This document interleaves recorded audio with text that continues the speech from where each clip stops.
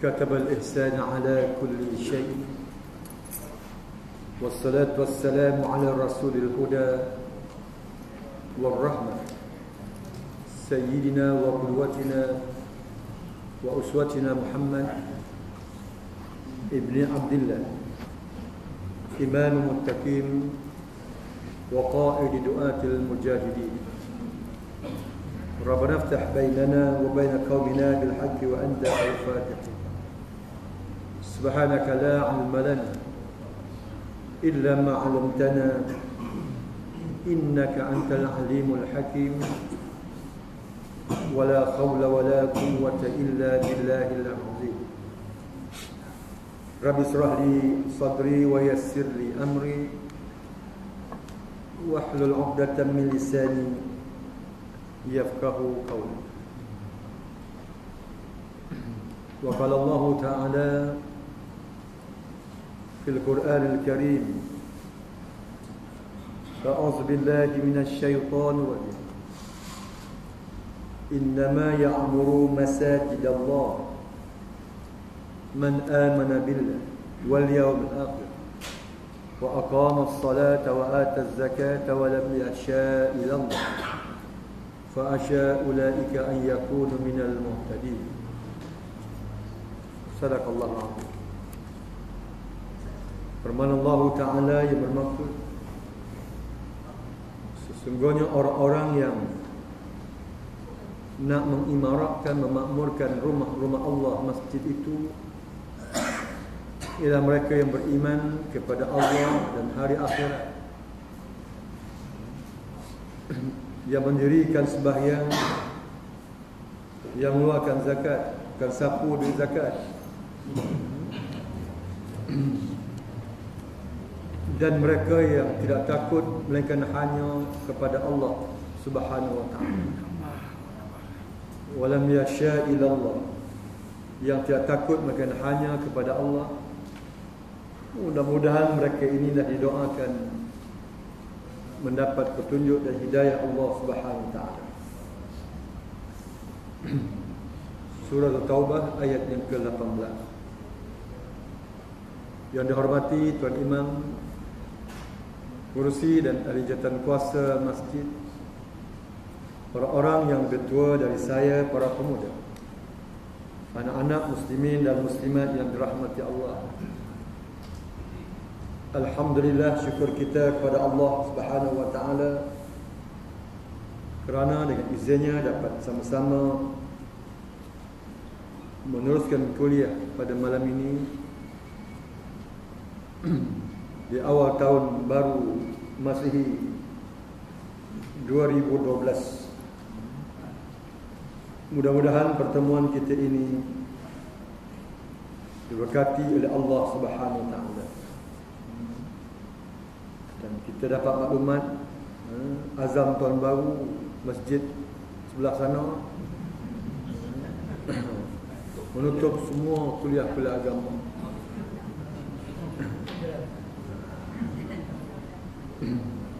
Sebab mereka tidak takut, sebab mereka takut kepada manusia lebih daripada Allah Subhanahu wa ta'ala.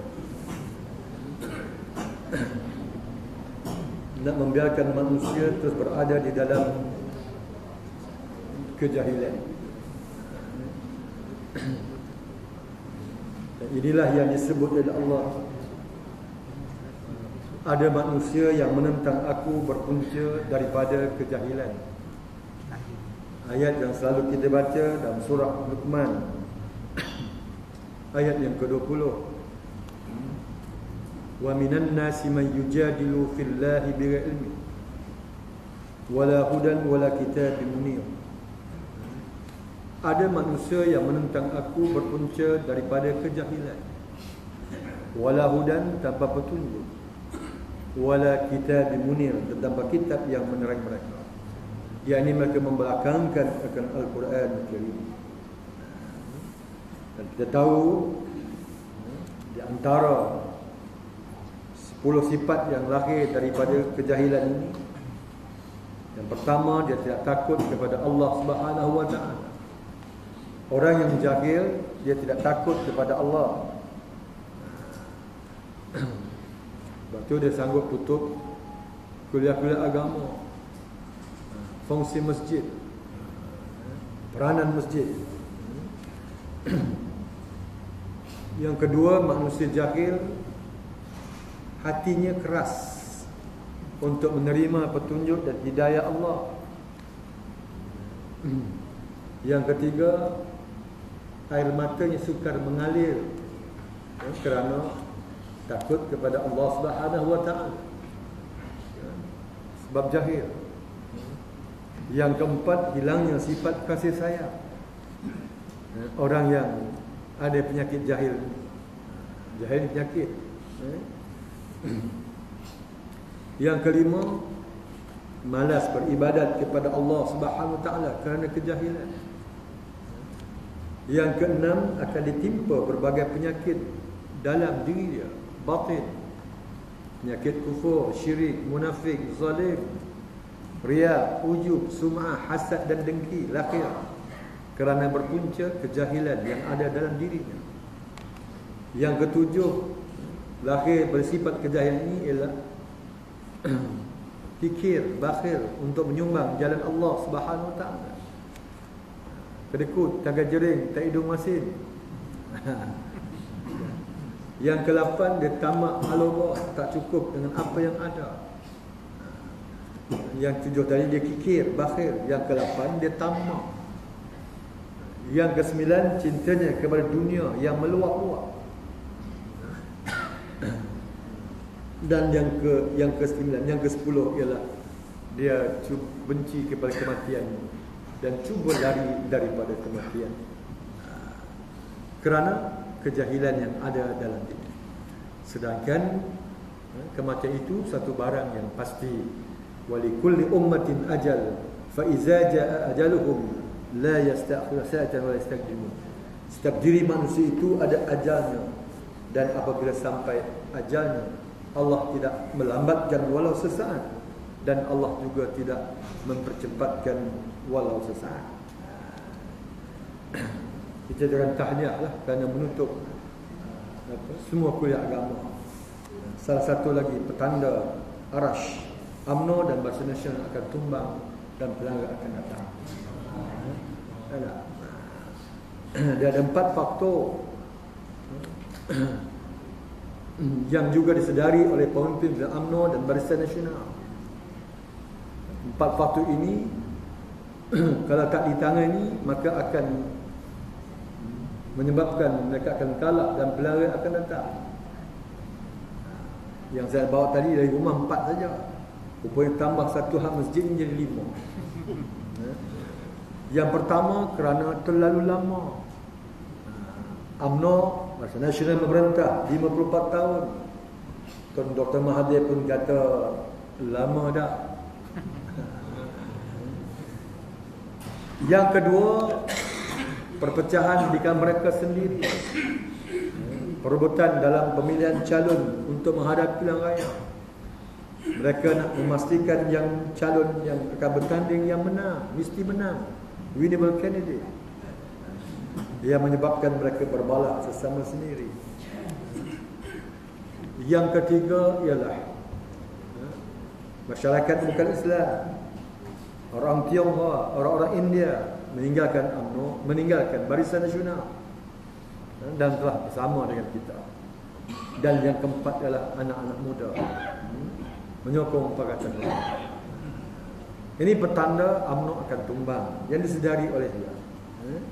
Dan yang kelima, meruntuhkan fungsi masjid. Menjadikan 5 faktor. Jadi UMNO sekarang ni dia sedang minta nyawa. Macam Aman Espu dalam filem 3 Abdul, minta nyawa, minta nyawa. Tiba-tiba ada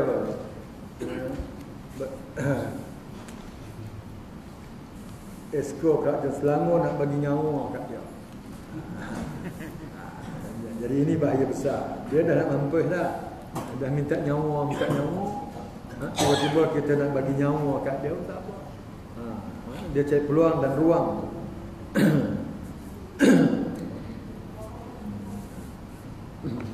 mencari kesilapan-kesilapan di dalam parti kita, khususnya Parti Islam Malaysia, dengan melaga-lagakan kepimpinan kita, khususnya berada di negeri Selangor.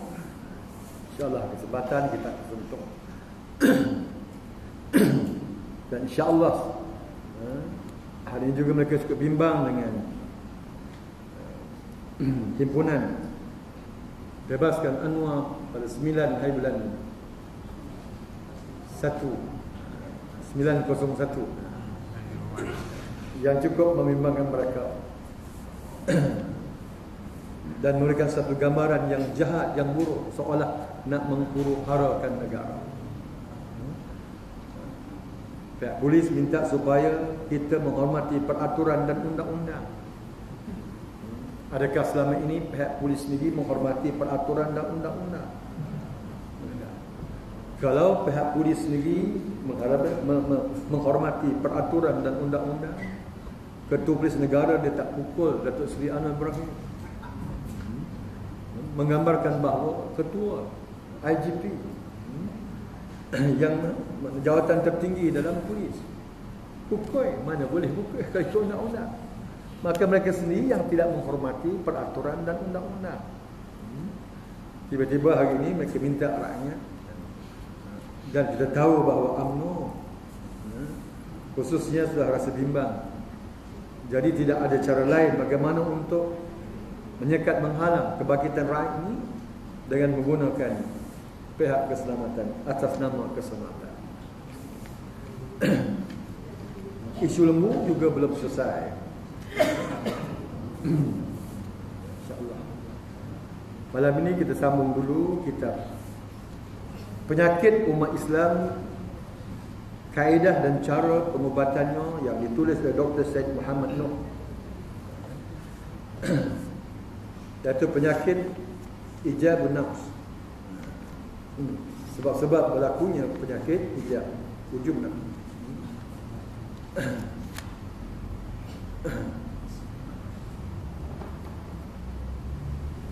Kita dah bincang dah beberapa bulan yang lalu. Di antara sebab punca penyakit ijab ni, ujub ni, ialah senang gembira dan menganggap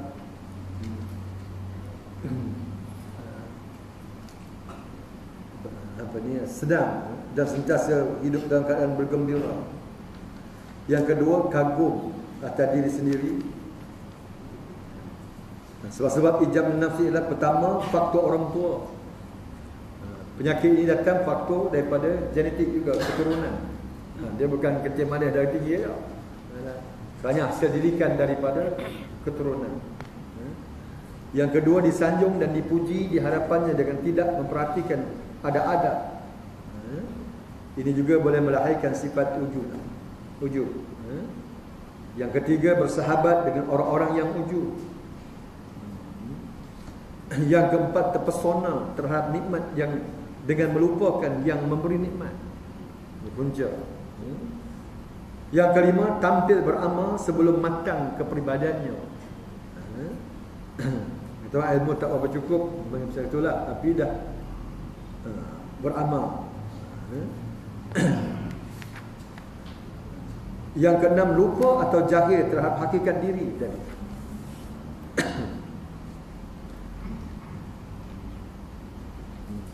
Yang ketujuh, kerana nasab dan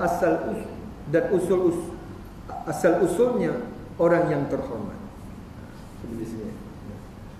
Ada kalanya yang menjadi penyebab ijab nafs. Ustaz 170.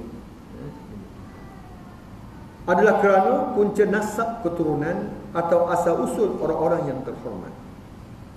Ada kalanya sebahagian aktivis berasal dari keluarga yang terpandang, maknanya yang ternama lah. Lantas kerana asal-usulnya ini, dia merasa bahawa dirinya adalah lebih baik daripada orang lain. Demikian pula segala yang lahir darinya, dengan melupakan atau pura-pura lupa bahawa nasab dan asal-usul itu bukan faktor penentu maju mundurnya seseorang. Bukan kerana keturunan. Tetapi kemuliaan dan kemajuan itu diperolehi dengan kerja keras dan sungguh-sungguh Orang yang melupakan hakikat ini kadang-kadang menjadikan asal usul atau nasab ini sebagai sesuatu yang dibangga-bangga atau ijab. Inilah barangkali rahsia betapa Islam menekankan umatnya untuk beramal bagaimana yang dipermankan Allah, yang bermaksud apabila sang kekal ditiup, maka tidak ada gunanya lagi pertalian nasab di antara mereka pada hari itu, dan tidak pula mereka saling bertanya. Tak guna. Bila sang kekal ditiup, masing-masing kena jawab, masing-masing kena bela diri masing-masing. Tak ada guna lagi pertalian nasab. Pahala dari Allah itu bukanlah menurut angan-angan yang kosong, dan tidak pula menurut angan-angan ahli kitab.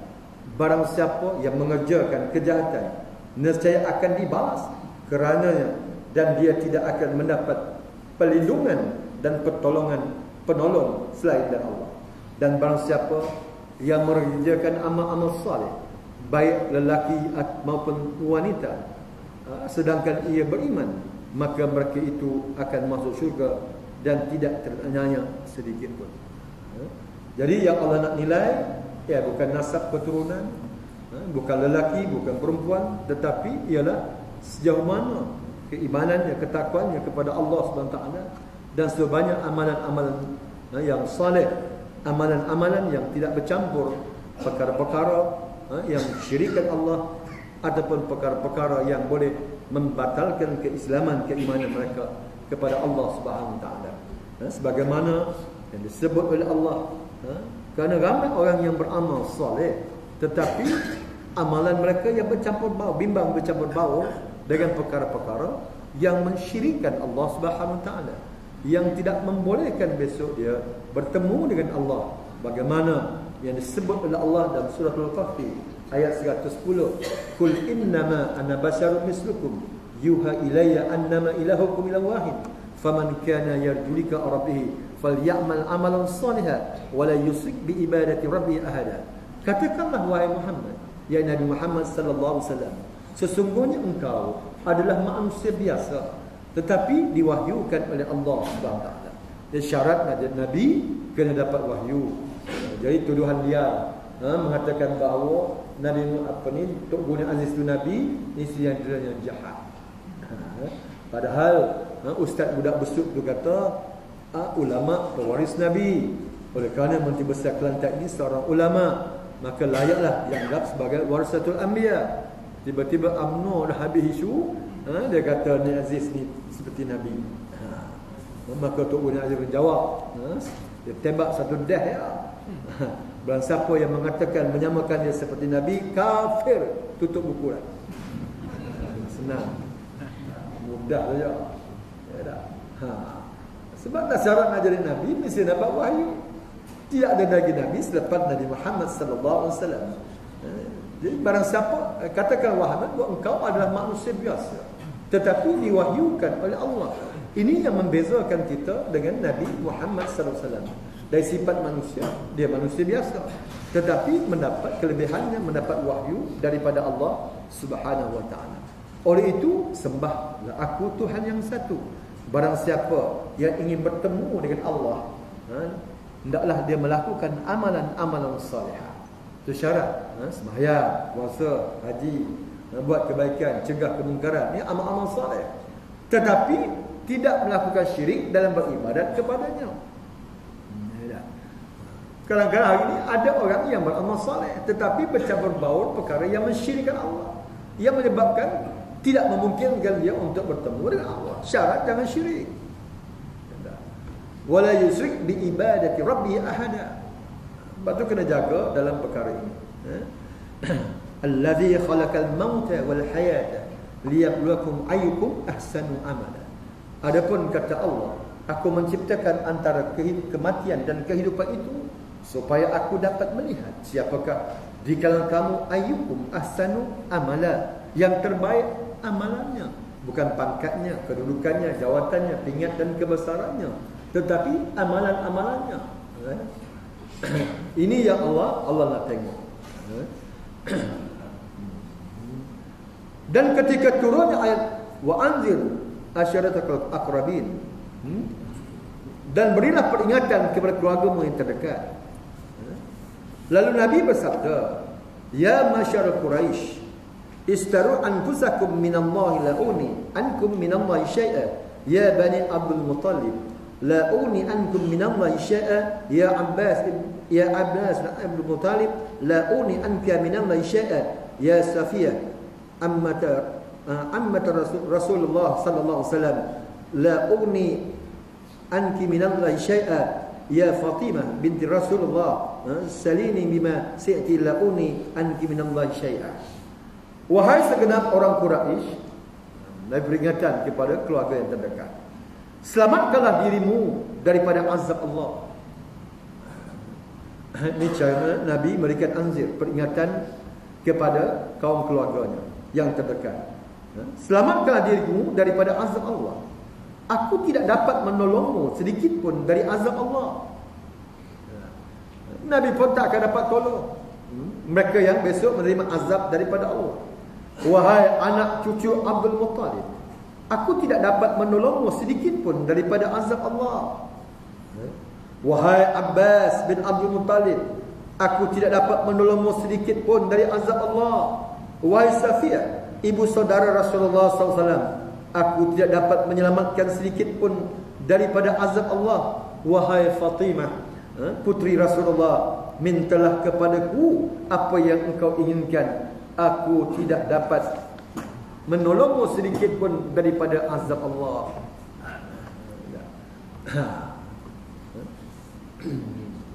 Hari ini orang tak terasa takut bimbang dengan azab Allah. Dan kita sendiri pun diingatkan oleh Allah, qu anfusakum ahlikum nar. Pelihara diri kamu dan ahli keluarga kamu daripada azab, daripada neraka Allah. Neraka yang Allah asal sediakan untuk orang-orang kafir. Inna Allah la'anal kafirin wa 'ada lahum sya'ira. Allah melaknat di kaum kafir dan akan dihumbankan ke dalam neraka sya'ira, api yang panas membara. Wattaqun naral lati u'iddat lil kafirin. Takutlah kamu akan api neraka yang aku sediakan untuk orang-orang kafir. Tiba-tiba ada umat Islam, orang Melayu, yang cuba menempah tiket untuk menuju ke neraka Allah. Pasal apa? Pasal apa? Okay. Sebab Nabi sendiri pun, hatta kaum keluarganya, aku tak dapat tolong, melainkan mengikut amalan-amalan yang mereka lakukan. Kalau mereka bimbang, mereka diingatkan dengan azab Allah ini, maka insya-Allah manusia akan menjadi baik. Hari ini pasal tak ingat, duit zakat pun sapu RM63,650. Jamil khair. Lagi khair, lagi sapu.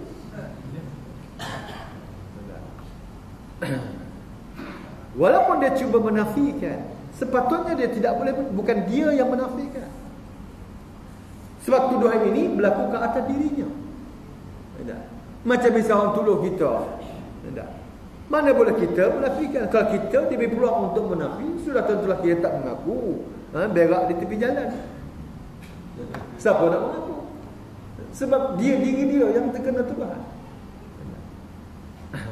Sepatut biarlah satu badan lain, SPRM yang menyiasat, ataupun satu badan lain, Suruhanjaya Diraja atau apa yang menyiasat, dan mereka lah yang mendedahkan benda ini betul ataupun salah, apa ni, berlakunya penyelenggaraan ataupun tidak. Bagaimana dia boleh menafikan bersama dengan Cik Mat, Cik Ali? Cik Mat, Cik Ali ni UMNO dengung dalam dunia.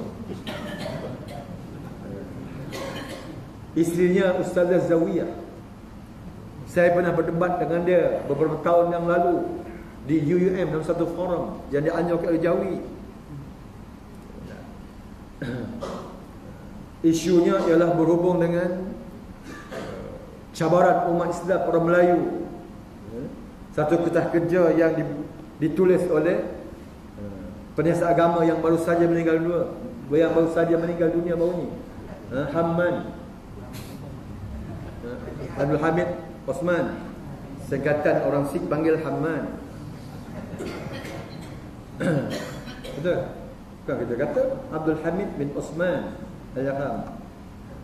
Jadi nama segatan dia orang panggil Midman. Dulu bila mati dia panggil Hamman. Kata kerja yang mengatakan berhubung dengan cabaran-cabaran umat Islam masa kini. Di antaranya disebut berhubung dengan masalah dada, masalah gejala sosial, masalah murtad. Lalu saya sambung, saya kata, adakah masalah perpecahan umat Islam orang Melayu tidak dianggap satu cabaran dalam negara kita? Saya salah seorang ahli panel mewakili Jabatan Custom pada waktu itu. Tentu custom lagi. Lalu ketam. Adakah perpecahan umat Islam orang Melayu tidak dianggap sebagai satu cabaran di negara kita? Lalu Cik Mat Cik Ali ini dia kata perpecahan umat Islam orang Melayu di Malaysia ni berpunca kerana PAS. Terus sebab PAS di UUN tu. Di Sintok. Dia kata punca PAS. Saya kata, apakah betul perpecahan umat Islam orang Melayu di Malaysia ini kerana PAS ataupun kerana UMNO? Saya pun sebut UMNO. Oh, kita pantang tak? Tak. Sepatutnya tuan yang berada di pusat Islam Jawi sebelum buat satu tuduhan sepatut merujuk kepada Al-Quran. Sebab-sebab manusia berpecah. Sebelum buat tuduhan PAS ataupun UMNO atau PAS, sepatut dirujuk kepada Al-Quran dulu. Kerana Allah beritahu, fa in tanaza'tum fi syai'in farudhu ila Allah wa Rasul in kuntum tu'minuna billahi wal yawmil akhir zalika khairu ahsanu ta'wila. Tadi tu Imam baca ayat tu surah An-Nisa. Kalau kamu berbantah bertelingkah, baliklah kamu kepada Allah dan Rasul, Quran dan hadis. Itu lebih baik, lebih elok kesudahannya. Kalau kamu benar beriman kepada Allah dan hari akhirat, itulah yang lebih baik dan lebih elok kesudahannya. Surah An-Nisa ayat 59. Sebelum waktu doa. Tuan yang duduk di pusat Islam, saya kata sepatutnya merujuk Al-Quran dulu sebelum buat satu tuduhan. Kerana Allah sebut dalam surah Al-An'am ayat 153, sebab-sebab manusia berpecah. Wa anna hadha siratal mustaqim fattabi'uhu wa la tattabi'us subula fatafarraqa bikum an sabilihi zalikum wasabikum bihi la'allakum tattaqun. Inilah jalanku, jalan yang lurus. Ihdinas siratal mustaqim, Quran dan hadis. Jangan kamu mencari jalan yang lain. Kerana mencari jalan yang lain itu nanti menyebabkan kamu berpecah belah, menyebabkan kamu berkelengkar berbala dan bermusuh-musuhan. Demikianlah aku wasiatkan kepada kamu agar kamu bertakwa. Jadi ayat ini Allah sebut kerana tak balik kepada ihdinas siratal mustaqim. Baru kita ambil PAS dan UMNO. Baru ambil kedua parti Melayu ini. Asalnya dua bangsa, dua parti Melayu. Yang mana lebih hampir dengan Islam, yang mana lebih hampir dengan Al-Quran. Dasar PAS ialah Quran, Islam. Hukum tertinggi PAS Quran dan hadis, ijma' ulama dan qiyas. Mata PAS untuk menegakkan sebuah negara yang di dalam terlaksana undang-undang hukum dan syariat Allah, iaitu negara Islam, atau hari ini dikenali dengan negara kebajikan. Kita tak pernah ubah dasar. Yang kita ubah hanya strategi pendekatan. Slogan kita ialah Allahu Akbar. Berbeza dengan UMNO. Dasar UMNO ialah sekular. Hukum tertinggi perlembagaan Malaysia. Slogan UMNO, hidup Melayu, hidup Bangla. Habis semua duduk dalam. Sebab dalam UMNO ni macam-macam ada. Jadi mana yang lebih hampir dengan Al-Quran sebelum kita buat satu tuduhan? Dasar UMNO sekular, dasar UMNO nasionalis. Nasionalis sekular bercanggah dengan akidah Islam. Berhujah. Ini adalah Cik Mat Cik Ali ni lah. Lalu ni jadi pengarah Jawi. Dia cuba menafikan menggunakan wang sebanyak RM63,650. Dulu di Johor ada seorang amil zakat, telah melakukan pecah amanah menggunakan duit zakat sebanyak 19,000 saja.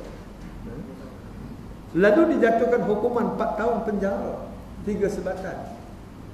Walaupun dia pulang balik duit itu, tapi dia anggap sudah pecah amanah. Sebab dia sudah anggap sudah pecah amanah. Ini asnaf mana boleh digunakan untuk bayar duit guaman kazaf ni?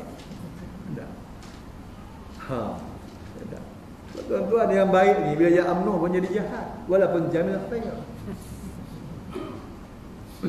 Orang jahat insya-Allah bersama kita jadi baik. Orang baik tukar jadi jahat. Nampak? Pasal jangan atas tu penyamun dan dia pun kena sama-sama. Dahsyat tak dahsyat, ya, sedang berlaku. Sebab itulah mereka tak berani mengambil tindakan kepada Sarizal Jalil. Sebab Sarizal Jalil mengatakan bahawa semua pemimpin UMNO bermasalah. Habis. Semua. Tak ada satu pun terkecuali. Semua pemimpin UMNO bermasalah. Ini kenyataan yang kita minta suruh SPNB siasat semua bermula dari Perdana Menteri. Sebab mereka tak berani nak bertindak. Walaupun pada perangkat awal Ketua Polis, Timbalan Ketua Polis mengatakan bahawa isu lembur ni tak ada pecah mana. Gila khinzir betul. Berapa ekor tu tahu lah. Ya, satu kenyataan. Kenyataan Timbalan Ketua Polis Negara Datuk Khalid Abu Bakar di kaca televisyen dan akhbar perdana bahawa siasatan singkat pasukan beliau menunjukkan tiada unsur percaya amanah ataupun penyelewengan dalam isu Perbadanan Feedlot Negara NFC yang membabitkan pembelian kereta Mercedes 534,622 dan kondominium dan menggunakan wang untuk pergi melancong. Tak ada. Jadi kata penulis SMS ini, kerajaan Malaysia haruslah membakul sampahkan saja laporan Ketua Audit Negara dan melantik Datuk Khalid Abu Bakar sebagai Ketua Audit yang baru ataupun Ketua UMNO dalam pasukan PDRN. Dia pula yang memaksudkan masalah. Tiba-tiba terdedah pembelian lagi satu kondominium di Singapura. Yang bernilai 99 juta. Duit Malaysia. Duit Singapura 4,107,600 ringgit. Singapura dolar.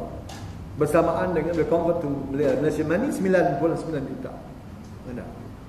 Kali ini atas nama keluarga dia tu bukan atas nama syarikat. Yang terletak di nombor 7 Anthony Road, Orchard Scott 14/24 229955 Singapura. Habis akhir terpaksa dibuka siasatan balik. Termasuk SPRM yang paling awal tak mau siasat.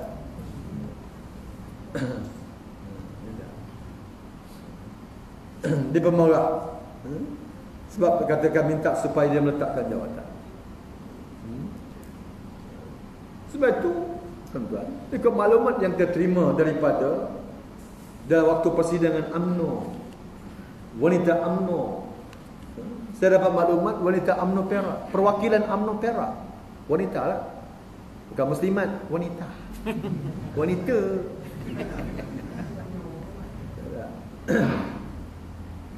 Ketika Sarizal Jalil minta supaya mereka sokong padu penuh dengan dia, lalu perwakilan Perak tak sokong. Dia kata sepatutnya kamu memperjelaskan isu lembu ini, bukan mengheret kami untuk menyokong kamu. Mengapa nak dipersalahkan kepada pembangkang? Ini yang ada akal sikit, yang lain pun terencakkan.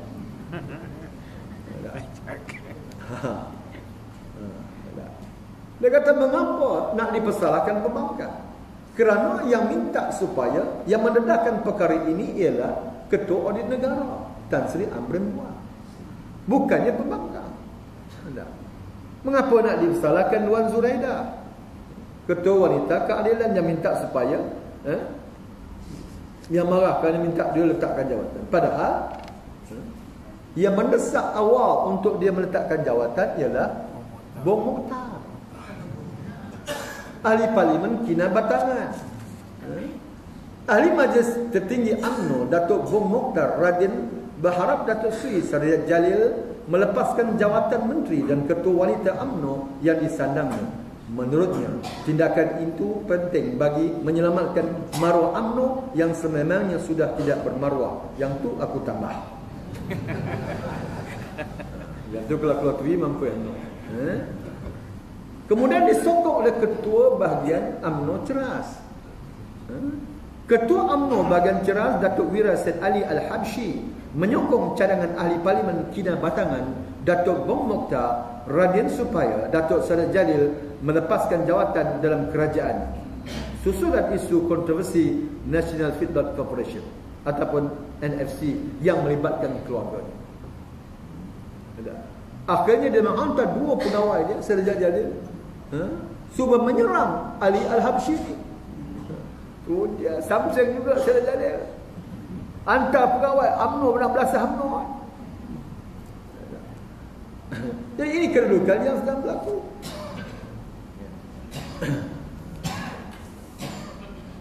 Maka terpulanglah kepada rakyat besok dan bilang raya akan datang. Pasal kisah cuit lembu ni pun lama dah. Ya dah, Piramli buat cerita lama cuit lembu dalam filem Nujum 4 Belalang. Rupanya hari ni baru timbul Sudin dan Aziz cuit lembu. Semua ada dah. Lah kita dua gelak dah tengok cuit lembu dengan kambing ke tak? Rupanya hari ni baru timbul cuit lembu. Dan insya-Allah ada lagi isu besar berhubung dengan lembu. Saya dipahamkan daripada saudara Mazlan Aliman. Kita sedang mengumpulkan data-data, maklumat-maklumat yang untuk mendedahkan penyelewengan projek lembu di seluruh rancangan-rancangan Felda. Lebih hebat daripada NFC ini. Projek lembu di rancangan-rancangan Felda seluruh negara. Ya dah. InsyaAllah kalau rakyat tidak boleh menumbangkan UMNO, InsyaAllah lembu akan memperjatuhkan UMNO dan bangsa. Yang penting kita kena buat persiapanlah. Jangan ada perbalahan pertelengkan sesama kita. Ya allazina amanu idza laqitum fi'atan fasbutu wazkurullaha katsiran la'allakum tuflihun. Wa atii'ullaha wa rasulahu wa la tanazza'u fatafshalu wa tazhaba rihukum wasbiru innallaha ma'as sabirin. Wahai orang beriman, apabila kamu berhadapan dengan musuh, banyak-banyaklah kamu mengingati akan Allah agar kamu mencapai kemenangan dan kejayaan. Taatlah kamu kepada Allah, taatlah kamu kepada Rasulnya. Jangan kamu berbantah-bantah, jangan kamu bertelengkah, yang menyebabkan menghilangkan kekuatan bagi kamu. Wasbiru, sabarlah. Innallaha ma'as sabirin. Jadi pemimpin baik siapa saja mesti sabar dan perjuangan. Mesti menjadi orang yang optimis dengan kemenangan, bukan golongan oportunis yang menjadi kesempatan dalam perjuangan ini. Jadi kita tak mahu isu yang timbul, perbalahan antara Setiausaha Agong dengan Esko Kerajaan Negeri Selangor ini yang merugikan parti. Jangan kita meletakkan senjata kepada musuh untuk menikam kita. Musuh yang saya sebut tadi yang sudah minta nyawa, tiba-tiba kita beri nyawa kat dia pasal apa? Kapalnya sudah hampir tenggelam. Kapalnya hampir nak tenggelam. Mengapa kita nak bagi peluang? Jadi kita kena jaga dalam perkara ini. Bila-bila orang yang dianggap sebagai pemimpin, maka mesti cari peluang. Di atas kelemahan-kelemahan yang ada, maka akan memerangkap kita, akhirnya merugikan parti dan jamaah dalam untuk mencapai kemenangan, kejayaan dalam pilihan raya yang akan datang. Seterusnya, penghormatan yang berlebihan. Ini boleh menyebabkan penyakit ijab nafs. Datang penyakit ujub.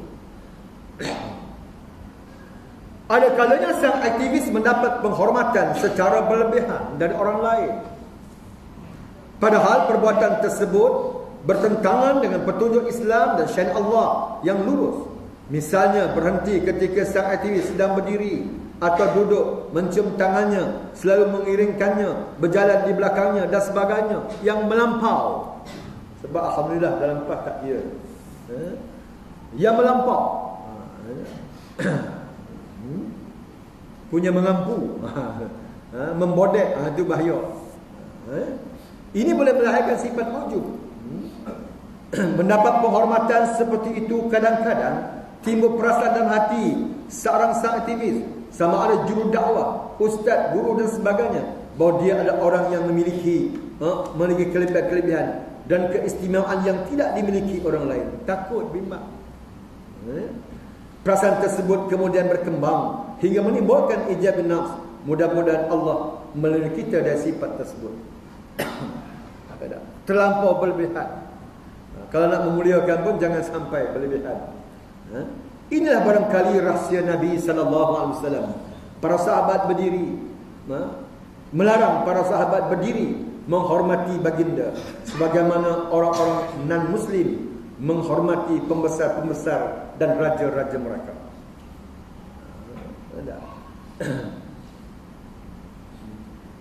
Sabda Nabi SAW, "Man ahabba an yatamassala lahu rijal qiyaman falyatabawwa maq'adahu minan nar." Barang siapa suka orang lain berdiri untuk menghormatinya, maka hendaklah ia bersedia menempati tempat duduknya dalam api neraka. Tapi kita ini sistem sekular, sistem bar putih, macam kita masuk mahkamah, bangun, tak bangun jangan menghina mahkamah. Itu yang kita tukar benda-benda ni. Memuliakan yang berlebihan. Siapa yang suka orang lain berdiri untuk menghormatinya, maka hendaklah ia bersedia menempati tempat duduk dari neraka, api neraka. Pernah berlaku zaman Khalifah Hisham bin Malik. Dia pergi ke Mekah untuk menunaikan haji. Lepas tu dia nak bertemu dengan para sahabat. Para sahabat tak ada lah. Yang tinggal di kalangan tabi'in. Maka tinggal seorang bernama Taus al-Yaman, berasal dari Yaman, seorang ulama tabi'in. Lalu dipanggil. Hisham bin Malik ni zalim. Bukan saja pemerintah khalifah yang baik, dia zalim. Lalu dia minta supaya Taus al-Yaman datang bertemu dengan dia dalam suatu majlis. Maka datanglah Taus al-Yaman ini. Bila datang, dia terus masuk, buka kasut dalam majlis raja, majlis khalifah. Dia masuk, buka kasut dengan tak beri salam. Ya Hisham. Tak sebut ya Amirul Mukminin. Tak cium tangan tu duduk. Menimbulkan kemarahan Hisham bin Malik. Hampir nak dipukul, hampir nak dibunuhnya Taus al-Yaman. Lalu para pengawal peribadi dia kata, dia kata Amirul Mukminin di sini tanah haram, tidak boleh kita pertumpahan darah. Lalu dipanggil untuk mendekatinya. Hisham tanya, mengapa kamu buka kasut? Mengapa tu duduk tak cium tangan dan panggil nama aku Hisham, tak panggil Amirul Mukminin? Lalu kata Taus, dia kata, mengapa kamu nak marah? Aku setiap hari 5 kali buka kasut depan Tuhanku, Tuhanku tak marah pun. Satu hari 5 waktu, 5 kali buka kasut bertemu dengan Tuhanku Allah. Allah tak marah pun, yang kamu marah pasal apa?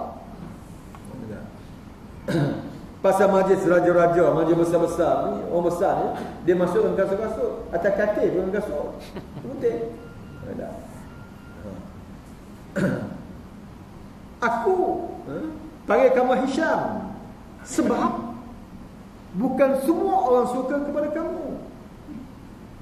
Kalau aku panggil kamu dengan Amirul Mukminin, seolah nanti orang agak aku bersetuju, aku pun tak setuju dengan hang. Ni ulama.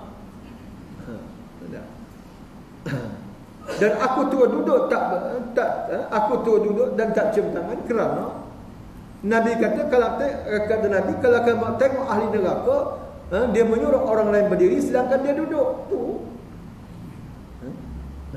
Dan Sayyidina Ali berpesan, yang boleh dicium tangan hanya isteri, anak-anak. Itu saja. Senyap bila ditegur oleh Taus Al-Yaman. Dan dia tersedar dia silap, menangis basah janggutnya. Ini dia sedar bila ditegur oleh ulama. Ada ulama hari ni ditegur macam tu. Waktu ngakomeng baca Quran, ahli parlimen tuan-tuan di sini kan, ngakomeng adun pantar mes, betul? Bila dia baca Quran, Inna Allah apa? Ibadah. Inna Allah ya'muru bil 'adli wal ihsan. Ayat tu nak mengatakan bahawa Tuhan suruh manusia bersikap adil. Lalu dikecam, dihentam oleh seluruh ulama-ulama UMNO termasuk Mufti Perak. Mana boleh orang kafir membaca Al-Quran? Pas diperkudakan oleh DAP. DAP memperkudakan PAS sehingga tak boleh tegur. Kerana nak penang pilihan raya, sampai orang kafir baca Quran pun tak boleh tegur. Dia kata PAS diperkudakan oleh DAP. Dia tak tahu Sarizat memperlembukan UMNO. Tetapi ketika Chua Soleh menghentam hukum Allah hudud, di mana suara mereka? Mana lebih bagus? Ngakomeng yang merujuk kepada Al-Quran dengan Chua Soleh yang menghentam hukum hudud.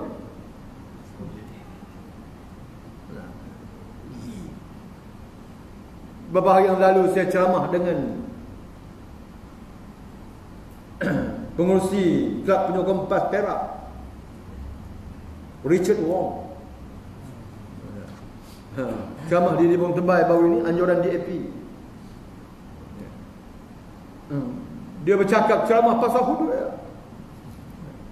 Dia kata, Ustaz jangan cakap pasal hudud. Pasal Ustaz PAS nanti orang kata tentu akan bela. Biar saya kafir, saya Kristian, tapi saya menyokong hukum hudud. Macam mana tuan-tuan yang Melayu, yang Islam, beranak orang Islam, tiba-tiba UMNO menentang hukum hudud? Pasal apa? Kalau tak malu kat Allah Ta'ala, malu kat saya pun jadilah. Habis Jan, aku tak ceramah apa orang pun. Kalau tak malu dengan Allah Ta'ala, dia kata malu kat saya ni kafir, tapi saya menyokong hukum hudud. Ni satu lagi Cina kafir ni, dia kata si Chua Soleh ni. Wah, dia kafir lawan.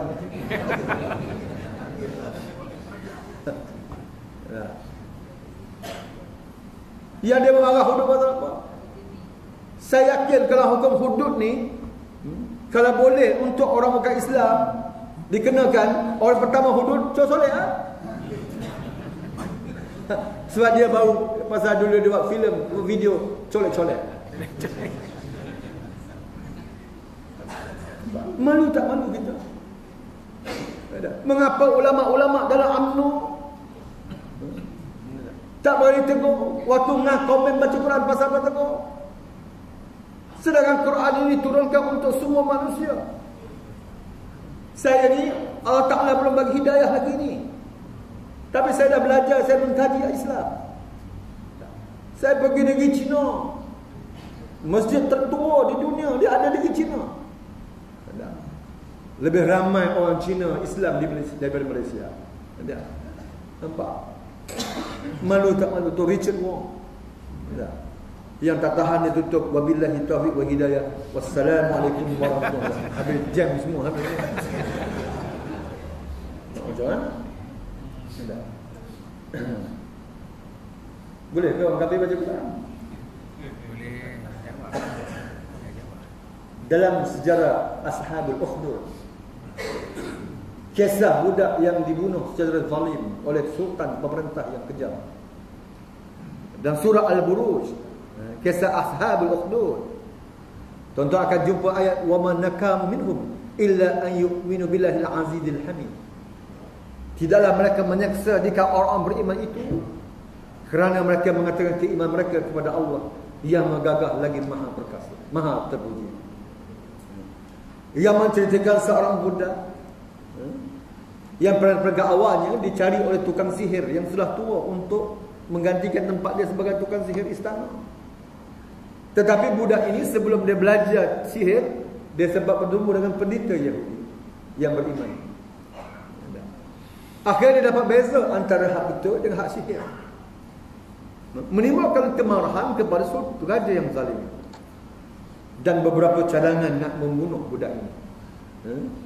Di antara dibawa oleh pengawal-pengawal pergi ke atas gunung, ditolak. Tiba-tiba gunung tu bergegar. Mati pengawal-pengawal yang mengiringi dia, dan dia balik jumpa ke sultan. Ditangkap lagi, bawa pergi ke tengah laut supaya dibuang dalam laut. Tiba-tiba terbakar laut terbakar. Budak ni balik lagi tunggu. Akhirnya dia kata budak bulan ni, dia kata, tuanku nampaknya tuanku ni benar-benar nak bunuh Patih. Boleh dengan syarat. Dia kata, syarat apa? Tuan tu kumpulkan semua orang yang jelata, himpunkan semua orang yang jelata, rapat umum. Kemudian salibkan Patih, salib. Kemudian ketika tuanku nak panah Patih, bacalah Bismillahirrahmanirrahim. Dia kafir, dia musyrik, minta tolong baca Bismillahirrahmanirrahim. Bacalah dengan nama Allah, Tuhan budak ini, Bismillahirrahmanirrahim. Lalu sultan, raja yang zalim ini, kalau niat bunuh, dia bersetuju. Dibacalah Bismillahirrahmanirrahim, yang disaksikan oleh ribuan rakyat dan stadium. Ketika dilepaskan Bismillahirrahmanirrahim, mati budak tu. Panah tu kena, mati. Bila matinya budak ini, tiba-tiba berlaku kebangkitan rakyat. Amanna bi Rabbil Gulam. Kami beriman kepada Tuhan budak ini. Walaupun dia terpaksa terkorban syahid seorang, tapi menyebabkan berlakunya kebangkitan rakyat, beriman kepada Allah. Kerana kesan daripada seorang kafir yang membaca Quran tadi. Tanya benarnya. Sebab dia kata kalau bunuh dia boleh dengan syarat baca dengan nama Allah, Bismillahirrahmanirrahim. Sultan raja ni setuju dengan nama Allah, kena mati. Bila mati, kebangkitan rakyat. Amanna bi Rabbil Gulam. Kami beriman kepada Tuhan budak ini. Ini kisah yang sudah berlaku, walaupun dia terpaksa berkorban sebagai yang syahid mana dalam kisah ini. Jadi akhir sultan yang zalim ini akhirnya menutup pintu-pintu stadium tadi dan menggalikan parit lalu dibakar. Orang beriman ini dalam parit. Ini dipanggil mangsa parit hati. Ayat wa man naqamu minhum illa an yu'minu billahil azizil hamid. Tidaklah mereka itu menyeksa di kalangan orang beriman kerana mereka mengatakan keimanannya kepada Allah yang maha gagah lagi maha terpuji. Ini sejarah yang sepatut kita mengambil pelajaran. Ya, ketika orang kafir soleh baca mentang hukum Islam, di mana mereka tiba-tiba UMNO kononnya juara untuk membela agama bangsa dan negara. Agama apa yang dijaga? Kata Richard Wong, Datuk Seri Najib nak jaga agama apa? Kalau anak isterinya bab nutup aurat tudung pun tak boleh nak jaga, dahlah pergi haji separuh jalan, kata tak? Dia pun tahu pergi haji separuh jalan. Nak jaga agama apa?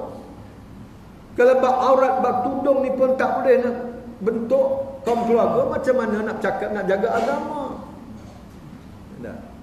Ini kenyataan. Sebab tu saya tertarik dengan suatu tulisan email. Selagi UMNO berkuasa, Melayu dan Islam akan tergugat.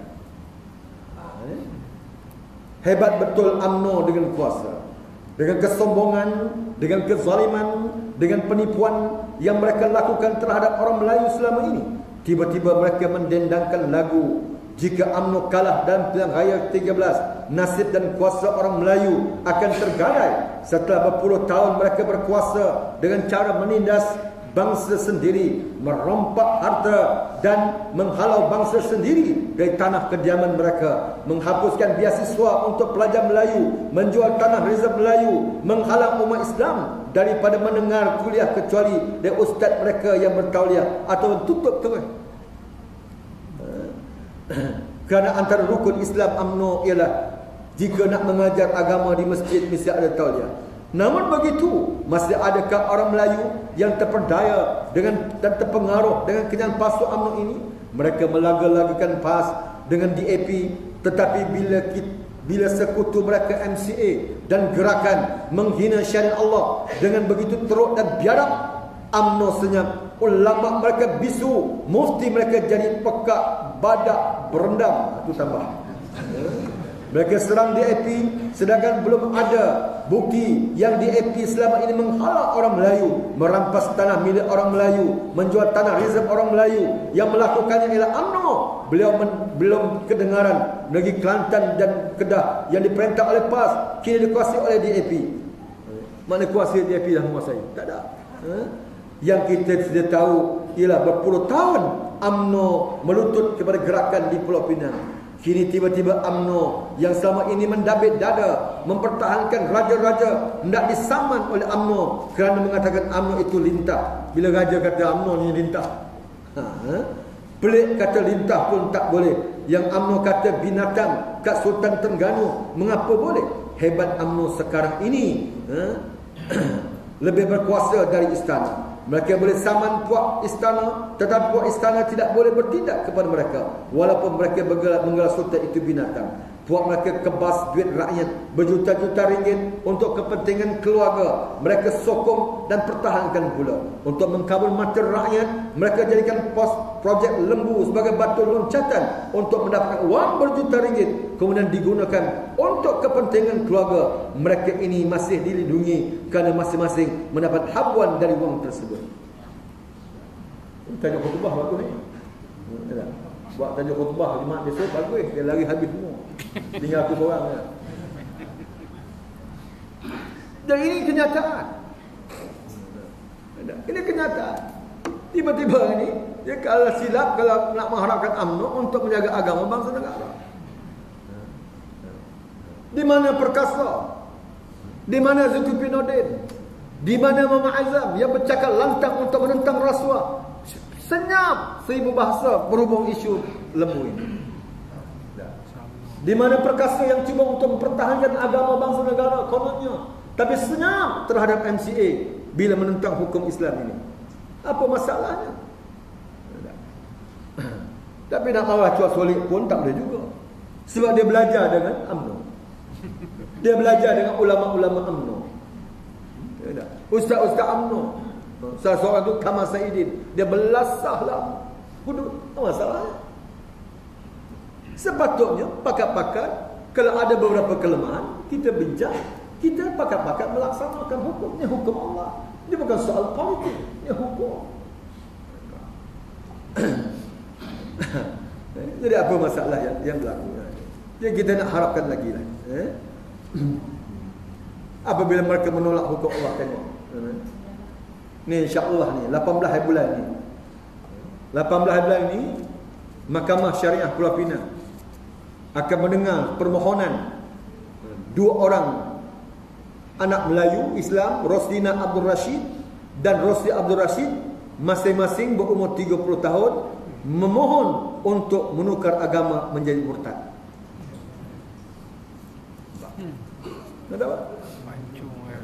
Mahkamah Tinggi Syariah Pulau Pinang menetapkan 18 Januari depan sebagai sebutan semula kes permohonan 2 beradik untuk mengisytiharkan diri mereka bukan lagi beragama Islam murtad. Sono. Roslina Abdul Rashid dengan adik dia Rosli Abdul Rashid. Ini kesan daripada tidak melaksanakan undang-undang Allah, hukum Allah, hukum murtad. Akhirnya orang tak takut. Berhimpunlah sejuta umat konon nak mempertahankan akidah. Tapi selagi ada perlembagaan yang mereka pertahan ni, sekular ni, perlembagaan yang menyuburkan murtad. Yang daripada pertahan sangat. Ada perkara yang boleh kita pertahan. Ada perkara dan perlembagaan Malaysia ni yang perlu kita pindah. Yang tidak menguntungkan umat Islam orang Melayu, hendaklah dipindah. Dalam isu-isu yang melibatkan agama. Sebab kita sebutlah 18 tahun ke atas boleh pilih agama. Tanpa persetujuan ibu bapa boleh pilih. Sekarang ini Roslina dan Rosli berumur sekitar 30 tahun. Bermakna ibu bapa dia tak ada hak untuk menghalang. Dan dia boleh buat permohonan. Inilah yang berlaku kepada Hartina binti Kamarudin. Inilah yang berlaku kepada Nur Asia Felicia Bukhari. Dan inilah juga yang berlaku kepada dulu Natra. Sebab Natra, sebab di bawah umur. Perlembagaan Singapura waktu itu 16 tahun ke atas baru boleh pilih agama. Natra itu 13 tahun. Sebab itu berjaya dimurtadkan kembali oleh bapaknya Hamzah. Walaupun cuba diselamatkan oleh ibu angkatnya Aminah yang duduk di Terengganu.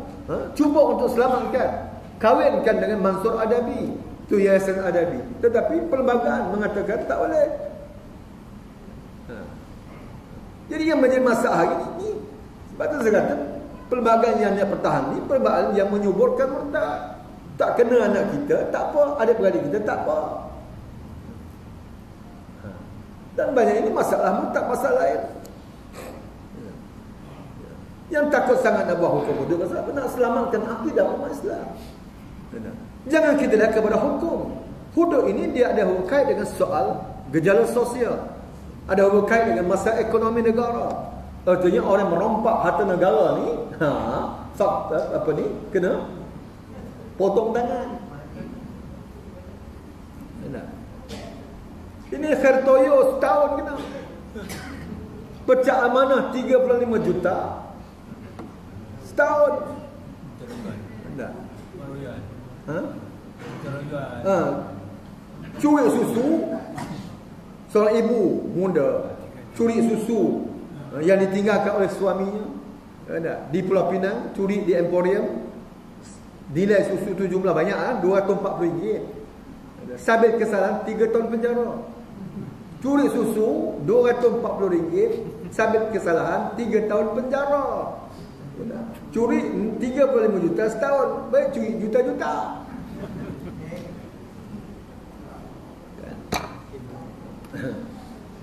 Kan? Sebab tu kalau jumpa agung baru ni, tu kena ampun tuanku berjuta-juta ampun. Kata pasal apa ubah? Lepas curi juta-juta tuanku, ribu-ribu tak main lah. Dulu ampun tuanku beribu-ribu ampun, setakat ribu ya. Lah ni juta, bilion, berbilion-bilion ampun tuanku. Tuanku tanya ni pasal apa berjuta-juta pula. Sebab dia pasal apa juta-juta tuanku. Beribu tak main lah.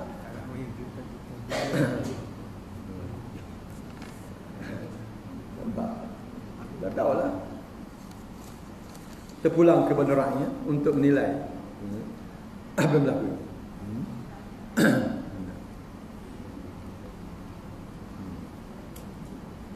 Ni Taib Mahmud ni.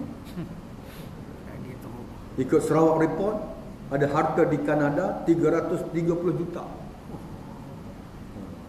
Rumah 28 juta di Kanada. Di Malaysia ada 4.6 bilion. Ada 14 syarikat.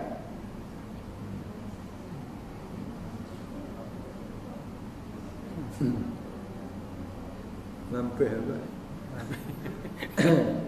Ada. Inilah dia dulatan baina arwanikum. Harta negara sudah menjadi milik orang-orang yang tertentu. Pada suatu hari baginda pernah keluar. Pada suatu hari baginda pernah keluar kepada sahabat-sahabatnya sambil bertelekan pada tongkat baginda. Kemudian para sahabat berdiri untuk menghormati baginda. Lalu baginda bersabda, la takumu kama takumu ajimu ya'izuhum yu'azimu ba'duha ba'dan. Janganlah kamu berdiri untuk menghormatiku sebagaimana orang-orang ajam berdiri untuk menghormati sebahagian yang lain. Nabi larang. Bimbang akan lahir sifat ujub. Seterusnya kepatuhan dan ketaatan yang berlebihan. Di antara penyebab ijabun nafs ialah kepatuhan dan ketaatan yang berlebihan.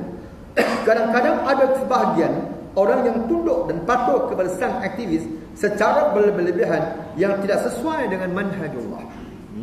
Seperti mematuhi dalam segala urusan, baik yang makruf maupun yang mungkar pun sapu. Patuh tak tentu. Yang baik maupun yang buruk. Kalau diperlakukan seperti itu, lantas dia merasa bahawa dirinya adalah orang yang memiliki keutamaan dan kelebihan tidak dimiliki orang lain. Lantas timbul rasa ijab. Ujub. Ini barangkali rasa Islam membimbing umatnya agar tunduk dan patuh dan hal yang ma'ruf saja. Ada orang yang melampau patuh taat yang tak berbelah bagi, termasuk hak mungkar. Ya, ini yang dilarang oleh Nabi, la ta'atan fi makhluk ma'siyatil khaliq. Tidak boleh taat kepada makhluk yang melakukan maksiat kepada Allah, kepada Khaliq, kepada pencipta. Dan perkara yang baik, apa? Ini berada mungkar pun sapu. Agar tunduk patuh dan ma'ruf saja, tidak boleh patuh pada maksiat. Orang Muslim harus mendengar dan mematuhi perintah dalam hal yang ia senangi walaupun ia benci, kecuali diperintahkan melakukan maksiat. Maka jika diperintahkan melakukan maksiat, tidak perlu dia mendengar dan mentaati. Tak boleh taat lagi. Tapi UMNO dia salah guna ayat. Dia guna wa ulil amri minkum tu sapu semua. Ati Allah wa Rasul wa ulil amri minkum. Taatlah kamu kepada Allah Rasul dan pemimpin di kalangan kamu. Sedangkan ketaatan pemimpin dia bukan ketaatan mutlak. Sebab tidak ada perkataan ati'u ulil amri. Bila tidak ada perkataan ati'u ulil amri, maka ketaatan kepada makhluk ketaatan yang tidak mutlak. Dia tidak boleh taat kepada makhluk selagi mana dia taat kepada Allah dan Rasul. Baru kita boleh berikan ketaatan. Ini marah budak turun gambar bendera tak sampai 5 minit. Habis dia belasah ni si Adam. Demonstrasi budak-budak. Ada. Lepas tu naik balik, dia marah sangat. Punya marah, saya terasa terhina. Sebab menurunkan gambar Perdana Menteri Wan Malaysia. Dia tak tahu besok bila mereka buat-buat ni disumbat oleh Allah dalam neraka besok ni, ya tak? Mereka akan minta pemimpin ni dilaknat. Bukan setakat turun gambar, dilaknat, ya Allah, engkau laknat pemimpin kami ni. Perkara ini disebut oleh Allah dalam Suratul Ahzab ayat 66, 67, 68. Yauma tukallabu wujuhuhum finnar yaquluna ya laitana ata'na Allah wa ata'na Rasul wa qalu rabbana inna ata'na sadatana wa kubara'ana fa'adalluna sabil rabbana atina azab wal azab wa la'nan kabir, kata Allah. Apabila muka mereka dibakar oleh Allah dalam neraka sehingga menjadi hitam, lalu berkatalah mereka, alangkah baiknya kalau kami patuh dan taat kepada Allah dan Rasul. Kami jadi begini kerana kami patuh dan taat kepada pemimpin kami, dan kerana kami menghawan dunia yang sedikit. Akhirnya pemimpin kami ini, ya Allah, yang telah menyesatkan kami. Oleh itu, wahai Tuhan, tolonglah azab 2 kali ganda kepada pemimpin kami ini, dan laknatlah laknan kabir, laknatlah dengan laknat yang besar. Bukan setakat turun gambar, minta dilaknat pun dengan laknat yang besar. Ini akibat kegagalan, kesilapan memilih pemimpin waktu dunia. Jangan main-main dalam perkara ini. Dr. Mahathir kata bahawa ini, dia pun hal juga, Islam berpecah 3 puak, kata. Betul ke? Dalam mustika hadis keluar jabatan Perdana Menteri, Islam akan berpecah, kata Nabi, 73. Jenis tak mengaji, umur 86 tahun, tak mati-mati. Nabi kata Islam akan berpecah 73. Wahai Dr. Mahathir, bukan setakat 3 puak.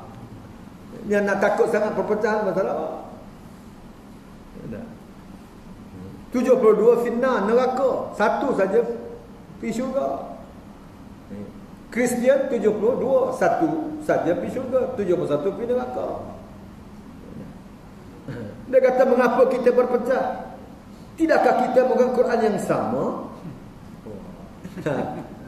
Kata sahibul fadilah Dr. Mahathir, kita menggunakan Quran yang sama, Tetapi kenapa kita berpecah? Kita tidak meletakkan perpaduan sebagai asas kehidupan. Sanggup membelakangkan agama semata-mata kerana kepentingan politik. Baik. Iblis terkejut. Buat di sekolah irsyad.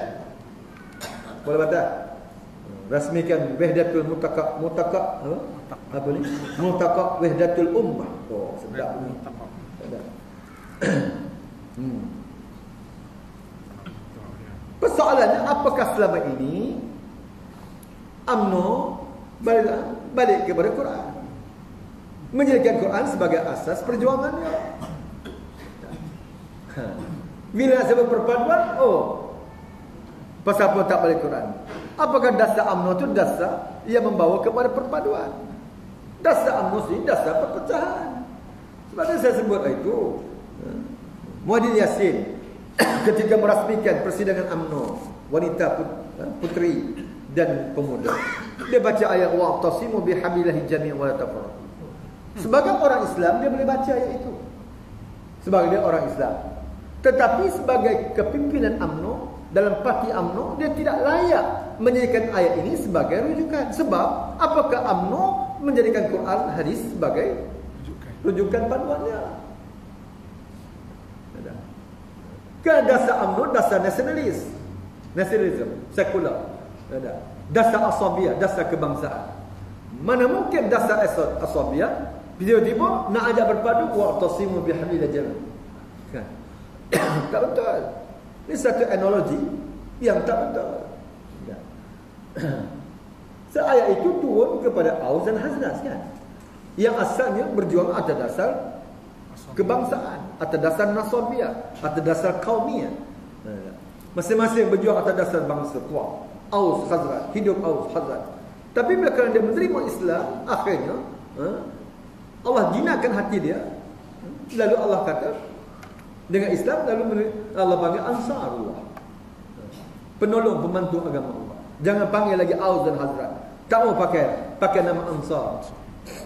Barulah boleh bersaudara dengan Muhajirin. Baru sesuai dengan ayat tu, wa'tasimu bihablillahi jami'an wa la tafarraqu wazkuru ni'matallahi 'alaikum iz kuntum a'da'an fa'alafa baina qulubikum fa asbahtum bi ni'mati ikhwana wa kuntum 'ala safa hufratin minan nar fa anqadhakum minha kadzalika yubayyinullahu lakum ayatihi la'allakum tahtadun. Baru sesuai. Berpegang teguhlah kamu dengan tali Allah, jangan lagi kamu berpecah belah, wahai Aus dan Khazraj. Tu ayat tu. Ingat ketika kamu berada dalam keadaan bermusuh-musuhan, waktu Aus, waktu Khazraj bermusuh-musuhan, aku jinakkan hati kamu dengan Islam, kamu jadi saudara, jadi Ansar. Kemudian ingat ketika kamu berada di tepi jurang neraka, hampir kamu masuk neraka kerana perjuangan kebangsaan, nasionalis, asabiyah ni, hampir kamu terjun dalam neraka. Lalu demikianlah keterangan aku, demikianlah aku menyelamatkan kamu dengan keterangan ayat aku ini, kata Allah, agar kamu mendapat petunjuk. Baru boleh bersaudara antara Muhajirin dengan Ansar. Sebab Ansar sudah tinggalkan pahaman kebangsaan. Jadi begitulah kalau nak menyatu padukan PAS dan UMNO yang dasar sekular dan sendiri, dia kena buang pahaman nasionalis, balik berislam, insya-Allah di sana kita bersatu antara Muhajirin dengan Ansar, antara PAS dan UMNO. Syarat tinggalkan nasionalis, tinggalkan sekular, bukan susah sangat.